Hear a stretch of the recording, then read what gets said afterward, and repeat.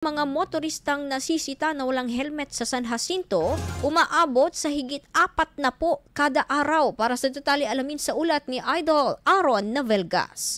104.7 IFM Report.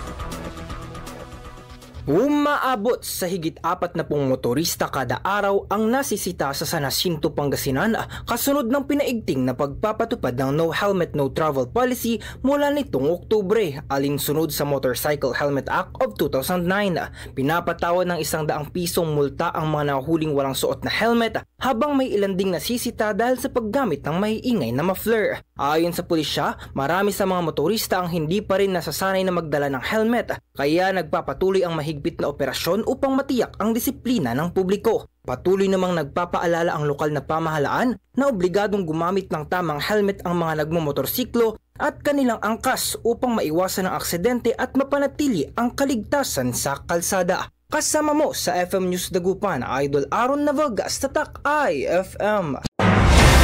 IFM News. IFM News. IFM News.